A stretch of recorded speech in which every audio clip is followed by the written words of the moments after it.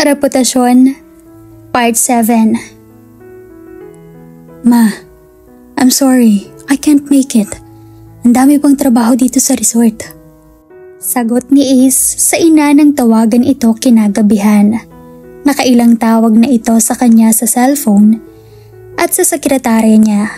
Pero hindi na nakausap dahil sa dami ng inaasikasong mga papeles sa resort.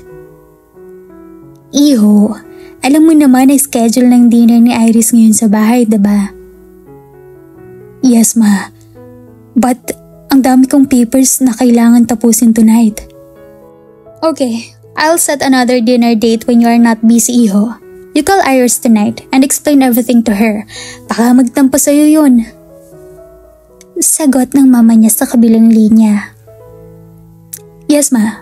Don't worry. I call her tonight. Enjoy the dinner and good night, ma.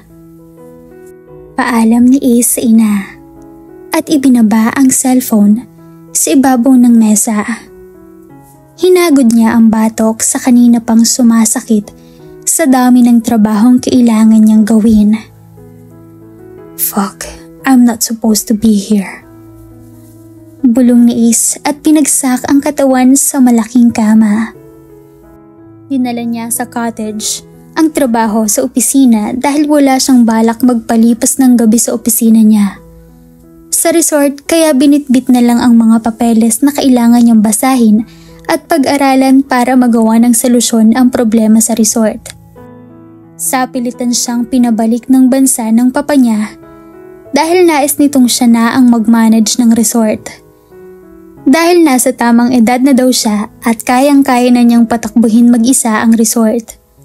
Alam ni Ace, isa lang sa maraming dahilan ng papa niya ang resort kung bakit siya nito pinabalik sa San Roque. 5 taon na siyang nawala sa San Roque dahil sa nangyaring iskandalo noon ay sapilitan siyang dinala ng papa niya sa Amerika. Para matigil na ang pang-uusisa niya tungkol rito at sa pamilya Santos na naugnay rito. Wala naman siyang nagawa ng mga panahong yun kaya sumunod na lang siya. Doon siya nakapagtapos ng pag-aaral at kumuha na rin ng degree master. Alam naman niyang siya ang magmamanage ng Bienvenida Resort pag umuwi siya ng San Roque. Siya lang kasi ang nag-iisang anak na lalaki sa pamilya nila. May 2 kapatid na babae. Si Ara nakaka-graduate na rin at may sariling boutique sa loob ng mall at si Ana naman na nasa 3rd year college pa lang. Kaya wala nang ibang maaasahan ng papa niya sa pagpapatakbo ng resort kundi siya. At sumakit ang ulo niya sa dami ng dapat niyang ayusin sa resort. Dahil pakiramdam niya, napabayaan ng papa niya ang resort. At kung nagmatigas pa siguro siya at hindi bumalik sa San Roque ay baka tuluyang bumagsak ang resort. Ang Bienvenida Resort ang nag-iisang resort sa bayan ng San Roque. Namana ng papa niya ang resort sa mga magulang. Nag-iisang anak lang ang papa niya. Kaya rito napunta ang malawak na resort. Nung una napapalago ng papa niya ang resort. Maraming dumadayong turista at mga karatig bayan. Kaya naman sikat na sikat ang Bienvenida Resort sa maraming lugar. At nitong mga nakalipas na taon, may pakiramdam siyang napabayaan ng papa niya ang resort. Nakita niyang humina ang kita ng resort na kinailangan pang magbawas ng tauhan sa ibang department at marami ring silid sa hotel ang hindi na maayos-ayos at kailangan ipagawa. Nagbuga si Ace ng hangin at hinawakan ang nanakit na ulo at napapikit siya. At mula sa kung saan ay lumitaw ang magandang mukha ni Samantha. Mabilis siyang nagmulat ng mga mata at napatitig sa kisame. At tila mula roon ay nakita niya ang maamong mukha ni Samantha na ilang gabi nang gumugulo sa isipan niya. Ilang gabi na siyang hindi pinapatulog nang kakaisip kay Samantha. Nagtataka siya kung bakit at pilit sinasaway ang sarili sa nakikitang dahilan. Hindi siya dapat nababagabag na isang Santos. Hindi niya dapat iniisip sa Samantha At lalong-lalong hindi siya dapat maakit sa among mukha at ganda nito at sa katawan nitong mapang-akit. Ilang beses na ba niyang minura ang sarili dahil sa tuwing makita si Samantha, nais niya itong mahawakan at mahalikan. Mula nang makita niya ito sa mall, hindi na ito nawala sa isip niya. At sa unang pagkikita nilang yun, ay agad niya itong nakilala. 5 taon man ang lumipas, walang nagbago sa maamong mukha ni Samantha. Nandoon pa rin ang kainosentihan sa mga mata nito. At alam niyang takot at galit sa kanya si Samantha. At dapat ganoon rin ang nararamdaman niya rito. Dapat galit siya kay Samantha at hindi kung ano-anong damdamin ang napupukaw niya rito. Damn you, Ace. Bulong ni Ace sa sarili at naupo mula sa pagkakahiga. Nilamukos niya ang mga palad sa mukha niya. Stop thinking about her. She's not good for you. Bulong niya ulit sa sarili at tumayo. Nagtuloy sa ref at kumuha ng alak. Binuksan niya yun at mabilis na ininom. Hindi siya mahilig uminom. Pero nung mula nang makabalik at makita si Samantha, tila nasasanay na siya sa pag-inom. Ace! Ace! Open the door! Ace, please open the door! Sigaw mula sa likod ng pinto. Kasabay ang malalakas na kabog sa pinto at pilit na pag-ikot sa doorknob nito. Mabilis ni Ace ibinaba ang alak at lumapit sa pinto. Napakiramdam niya anumang oras magigiba sa lakas ng mga kabog. Ace! Ace! Samantha? Nagtatakang sabi niya nang makita si Samantha sa labas ng pinto. Humihingal at puno ng luha ang mga mata. Kamunot ang noo niya sa nakitang itsura nito. Please let me in. Pagsusumamo nito at liningon ang pinanggalingan. Sinundan niya ang tinitignan nito. Isang lalaki ang nakita niyang tumatakbo palapit. Mabilis niyang hinila si Samantha papasok ng pinto at lumabas ng pinto para tignan ang lalaking sumunod kay Samantha. Tumigil ito sa pagtakbo nang makita siya at nagtaas pa ng 2 kamay at tumalikod na. What happened? Tanong niya kay Samantha at pinaglipat-lipat ang tingin niya kay Samantha at sa lalaking naglalakad palayo. Marahil turista ito na nasobrahan sa alak dahil pagewang-gewang ang lakad nito at marahil mabagal din ang pagtakbo dahil hindi nito maabutan si Samantha. Wala na ba siya? Takot na tanong ni Samantha habang tumutulo ang luha sa pisngi at nanginginig ang buong katawan. Nayakap ang mga kamay nito sa sarili at nasa mga inosenteng mata ang takot. He's gone. What happened? Muling tanong ni Ace.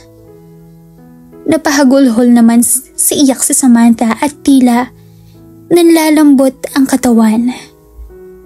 Inalalayo niya ito at pinaupo sa kama. He tried to touch me. Sigat nito sa pagitan ng pag-iyak. Buti na lang nakatakbo ako. Patuloy na Samantha at lalong lumakas ang pag-iyak.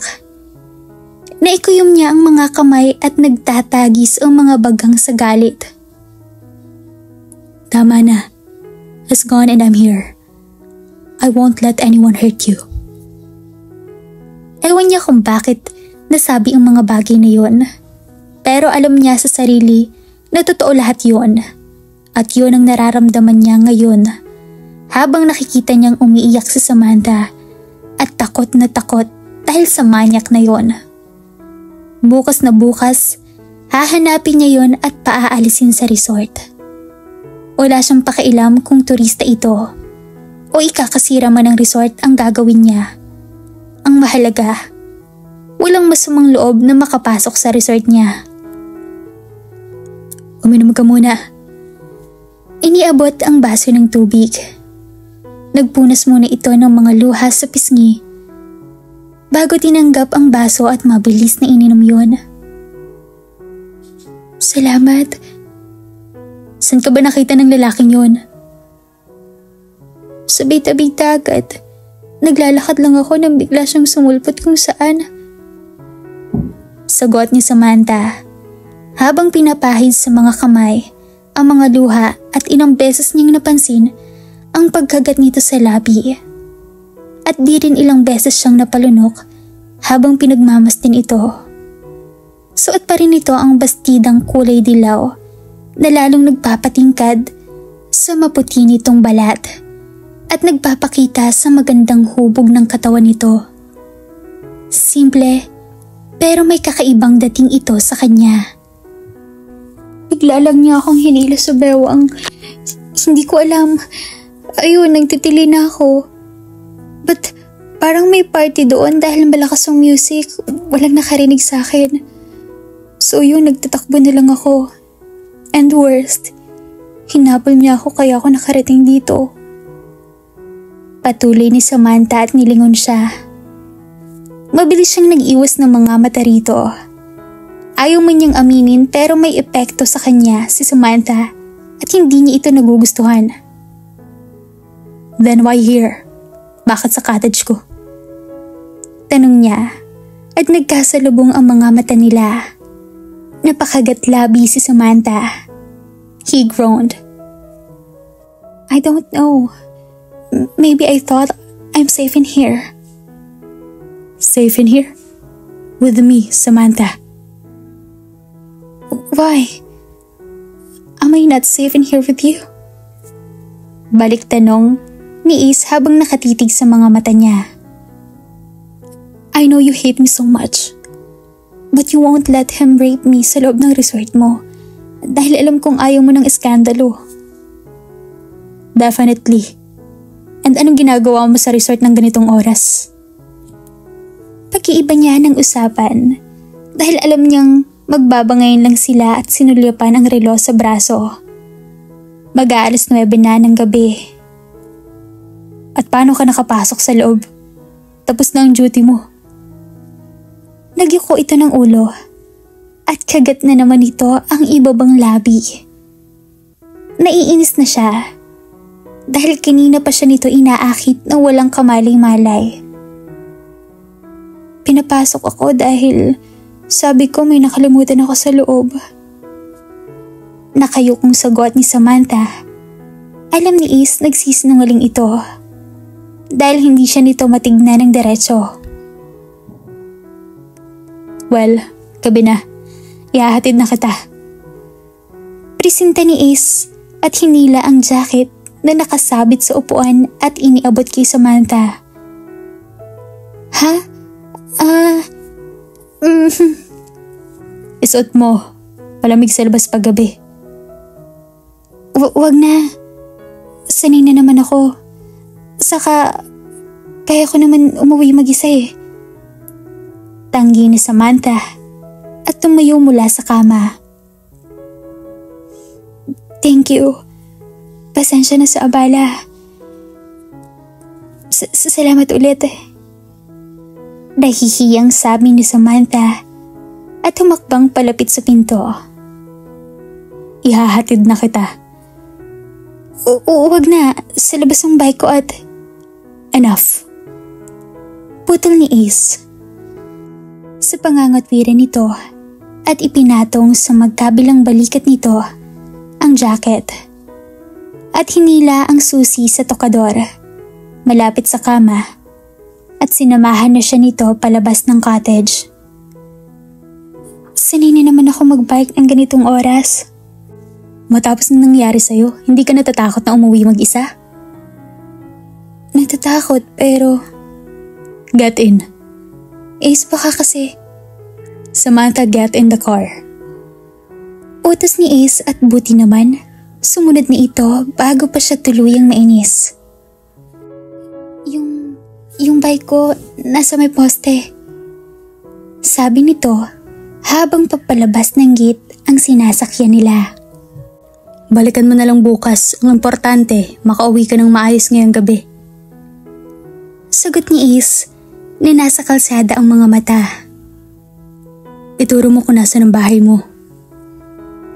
Kahit sa kamay kanto mo na lang ako ibaba. O wag na mismo sa bahay. Wala akong atraso sa pamilya mo. Kayong may atraso sa akin. Kaya wala akong dapat ikatakot sa pamilya mo. Sabi ni Ace nang mahulaan niyang nag-aalala ito. Baka makita siya ng mga kapatid. Sinalya pa ni Ace ito. Pero nanatiling sa labas ng bintana nakatingin at hindi pinansin ang sinabi niya. Inihinto ni Ace ang kotse sa tapat mismo ng bahay nila. Sinisilip niya ang bahay na may 2 palapag at yari sa kahoy at mukhang lumang bahay na marahil inuupahan lang ng mga ito. Dahil ang alam niya, palipat-lipat lang ng mga paupahang bahay ang pamilya ni Samantha. Salamat, Ace. Pasalamat nito at kinapa ang lock ng pinto. See you tomorrow, Samantha. Sagot ni Ace. Tumango lang si Samantha at bumaba na ng sasakyan. Mabilis ni Ace pinaandar ang sasakyan. Hindi na niya hinintay na makapasok sa loob ng bahay si Samantha. Ayaw muna ni Ace makita ang mga kapatid nito, lalo na si Lorraine, ang babaeng muntik nang sumira sa pamilya nila. Dahil sa mga nangyari noon, muntik nang mamatay ang mama niya. Nang gabing palayasin niya si Samantha at pamilya nito, ay nagtangkang magpakamatay ang mama niya at mabuti na lang, kaagad itong naisugod sa ospital. At kung sakaling nangyari iyon, hindi niya alam kung anong mga kaya niyang gawin kay Samantha at sa pamilya nito. Damn it, Ace. You should hate her. Ura niya sa sarili at sumiklab muli ang galit niya sa mga ito matapos maalala ang paghihirap ng mama niya ng mga panahong yon. Sino yun, Sam? Nakangusong tanong ng Ate Angeline niya nang salubungin siya nito sa pinto. Sino naghatid sa'yo? Usisa ni Angeline habang nagkanda haba-haba ang leeg nito sa pagtanaw sa labas. Kaibigan lang. Matamlay na sagot ni Samantha at nagtuloy na sa pagpasok sa loob. Wala ka naman kaibigan ah. Nakasunod na sabi ni Angeline. Nagkabit-balikat lang siya at naramdaman ang jacket na nakasabit sa mga balikat. Kaninang jacket yan? Mukhang mahal ah. Tanong ni Angeline at mabilis na hinila ang jacket. Bango pa! Habang inaamoy-amoy ang jacket. Mayaman ba yung naghatid sa'yo? Lalaki yun oh. Ano, jowa mo? Sunod-sunod na usisa ni Angeline habang hawak-hawak pa rin ito ang jacket ni Ace at inaamoy. Akin na nga yan. Inis na sabi ni Samantha habang hila sa jacket at naglakad na paakyat sa taas. Pinagpasalamat niyang ang Ate Angeline na lang niya ang nasa sala dahil kung nagkataon nagising pa ang Ate Roxanne niya, isa pa yun na hindi titigil sa kakausisa kung sino ang naghatid sa kanya. At alam niyang magugulat ang mga ito at baka hindi pa maniwala pag sinabi niyang si Ace Bienvenida ang naghatid sa kanya. Hoy Sam! Hindi mo ba ako sasagutin? Habol ni Angeline. Piniikot lang niya ang mga mata at walang kibong umakyat sa taas. Pagkapasok sa silid, nakita niyang nakahiga na ang nanay niya sa kama. Naupo siya sa sofa, sa may gilid ng tukador. Tinaas niya ang mga tuhod roon at niyakap. Takot na takot siya kanina dahil buong akala niya mapapahamak na siya. Dinala siya ng pagbabike sa Bienvenida Resort at dahil lagi naman siyang libre pumasok doon, naisipan na niyang pumasok sa loob. Kahit gabi na, ang dami kasing gumugulo sa isip niya. At sa dami ng iniisip, hindi niya namalayan na napalayo na pala ang paglalakad niya. At mula kung saan, sumulpot ang isang lalaki na tila ibang lahi. Marahil turista lang ito at hindi taga San Roque. Agad niyang nahulaan na lasing ang lalaki dahil sa kilos nito. Nagtitili siya nang bigla siyang yakapin nito sa bewang at pilit inihiga sa buhanginan. Nanlaban siya at ginawa ang lahat para matakasan lang ang lasing na lalaki. At pinagpapasalamat niyang nagawa niyang mailayo sa kanya ang lalaki at nagtatakbo palayo. Pero sinundan siya ng lalaki. Binilisan niya ang pagtakbo. At dahil na rin sa takot at kaba, naiyak siya dahil hindi niya alam kung makakaligtas siya. Panay sigaw niya at hingi ng tulong pero dahil malakas ang musika sa isang cottage ay walang nakakarinig sa kanya.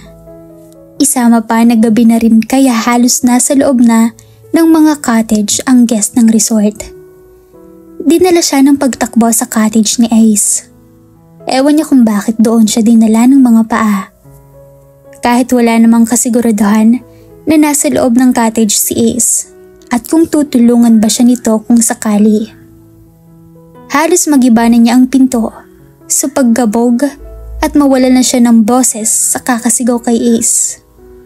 At pinagpapasalamat niya na bumukas ang pinto at nakita ang gwapong mukha ni Ace na nakakunot ang noong nakatingin sa kanya. Nawari nagtataka kung anong nangyayari sa kanya at kung ano ang ginagawa niya sa cottage nito ng ganitong oras. Matapos niyang masabi rito ang lahat, nakitaan niya ng pag-aalala si Ace sa mga mata nito. Tulad ng nakita niya nung iligtas siya sa pambabastos ni Reyes. Nag-aalala ba talaga sa kanya si Ace? Tanong niya sa sarili. Niyakap ang mabangong jacket ni Ace. Aaminin niyang nakaramdam siya ng relief nang makita si Ace. Pakiramdam niya, ligtas siya kay Ace at walang mananakit sa kanya. Sa ikalawang pagkakataon, nailigtas siya ni Ace sa mga nambabastos sa kanya. Una noong high school, kay Rain, at ngayon sa isang dayuhan na nais siyang gawa ng masama. Ace, bulong niya. Tila nakikita niya ang gwapong mukha nito. Kinabukasan sa almusal, siya ang pinag-uusapan. Pilit siyang tinatanong kung sino ang naghatid sa kanya kagabi. Pero hindi niya sinagot ang mga ito at mabilis niyang inubos ang almusal. Ngarte mo ha, sabihin mo na kasi. Pamimilit pa rin ng Ate Angeline niya. Wala nga yun. Sagot niya at tumayo mula sa hapagkainan at mabilis na lumabas ng bahay para iwasan ang mga ito. Tingnan niyo na, wala yung bike niya. Narinig pa niyang sumbong ng Ate Angeline niya sa nanay nila. Wala siyang bike kaya kailangan niyang lakarin ang papunta sa Bienvenida Resort. Ayaw niyang mag-tricycle dahil mamamahalan siya sa pamasahe. Lalo naman sa taxi. Isa pa, sanay na siya sa malayo-layong lakaran. Kinuha niya ang ballpen at papel sa bag para isulat ang mga gagawin niya sa resort ngayong araw habang naglalakad. Nang may bumisina sa kanya, napalingon siya at nakita ang pamilyar na kulay na mamahaling sasakyan. Huminto siya sa paglalakad nang tumigil ang kotse sa harapan niya. Ilang saglit lang bumaba ang driver ng mamahaling kotse. Si Ace. Nakakulay asul itong damit. Magulo ang buhok na tinatangi ng hangin. At syempre, gwapong-gwapo na naman ito at tila para sa kanya ito na ang pinakagwapo sa San Roque. Kumunot ang noo niya matapos itong masuri. Good morning. Walang ngiting bati ni Ace habang nakatayo sa bukas na pintuan ng kotse. Get in. Isasabay na kita sa resort. Sabi ni Ace habang nakatingin sa bestida niyang pinahapahid ng hangin at ang ilang beses na niyang pinipigilan sa mga kamay. Malayo-layo pang resort, baka lawit na yung dila mong pagdating doon. Saan bang punta mo? Tanong ni Samantha dahil sa pagkakaalam niya sa subdivision ang bahay ng mga Bienvenida. At kung galing ito sa bahay, hindi dapat ito ang daan nito papunta sa resort. Sumakay ka na. Ulit ni Ace. Sinalyapan niya ang mahabang kalsadang lalakarin pa niya kung sakaling hindi siya sasabay kay Ace. Isa pa, niligtas siya ni Ace kagabi. Bilang pasasalamat na lang niya rito, huwag tanggihan itong isabay siya. Tumango siya at inayos ang bag na nakasabit sa katawan at humakbang palapit sa passenger seat. Ito na ang ikalawang beses niyang pagsakay sa magarang kotse ni Ace. At hindi man siya nito pinagbubuksan ng pinto tulad ng mga napapanood niya. Bakit naman gagawin sa kanya ni Ace? Galit nga ito sa kanya. Marahil, tumutulong lang ito dahil naaawa ito sa kanya. Salamat pala kagabi. Basag ni Samantha sa katahimikan habang tinatahak nila ang malinis at maaliwalas na kalsada ng San Roque. Don't mention it. Yung jacket mo pala, nasa bahay pa. Lalaban ko muna bago ko isoli. Patuloy ni Samantha habang pasulyap-sulyap siya sa gwapong mukha ni Ace. Nasa kalsada naman ang pansin nito kaya malayang-malayang mapagmasdan niya ang mukha nito. Enjoying the view? Tanong ni Ace na di man siya nililingon. Napalunok siya at mabilis na tumingin sa labas ng bintana. Yeah. Tarantang sagot niya. Anyway, pinalis ko na lalaking ng bastos sa'yo kagabi. Sabi ni Ace. Oh. Tanging sagot ni Samantha at napakagat sa ibabang labi. Narinig niyang tumikhim si Ace at sinulyapan siya. Samantha, I don't want anyone to know about what happened last night and... I see. Kaya maba ako'y sinabay para sabihin na huwag kong sabihin sa ibang nangyari sa akin sa resort?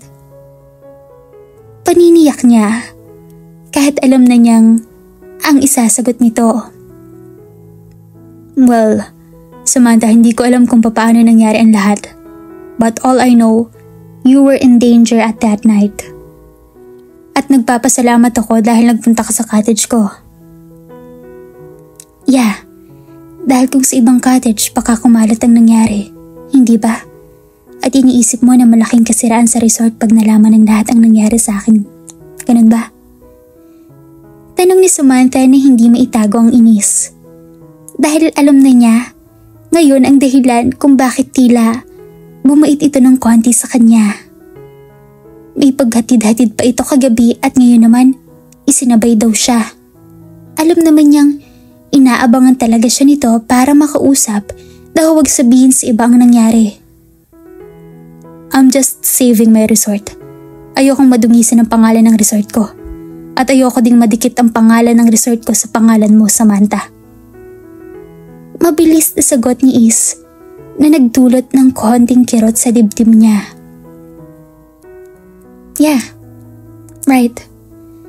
Dahil pag nadikit ang pangalan ng resort sa pangalan ko, malaking kasiraan yun para sa resort. Diba? Tanging sagot niya kay Ace. That's why una pa lang, pinapaalis na kita. But of course, nagmatigas ka at ayaw mong umalis. Madiin na sagot ni Ace at pinasok sa malaking gate ang sasakyan. Tatapusin ko lang ang isang buwan, Mr. Bienvenida. At sa loob ng isang buwan na pananatili ko rito, hindi ko dudungisan ang resort mo. Gaya ng unang pakay ko rito, nais ko lang malaman ang katotohanan kung ano bang katotohanan ang hinahanap mo dito. Tiimbagang nasagot ni Ace at humarap sa kinauupuan niya. Marami, Mr. Bienvenida. Nahihiwagaan ako sa mga pangyayari at aalamin ko yun. At hindi mo ako mapipigilan. Alamin mo kung anong gusto mong alamin dahil para sa akin, isang kabit ng papa ko ang kapatid mo. At kung may mahanap kang kasagutan dito sa Bienvenida, sinisiguro ko sa iyong lalo ka lang masasaktan at ilulugmok ang kapatid mo sa kasalanan. Mabangis na sabi ni Ace. Hindi si Samantha umimik. Saglit siyang naghanap ng isasagot pero wala siyang makapa, kaya mabilis na lang siyang bumaba ng sasakyan nito. Walang lingo na naglakad siya papunta sa HR office. Nasasabing iniligtas siya ni Ace sa pangalawang pagkakataon at ngayon alam na niya ang dahilan nito. At dito na po nagtatapos ang part 7 ng ating kwento. Sabay-sabay po nating abangan ang susunod na kabanata. Maraming salamat po. Stay safe and God bless.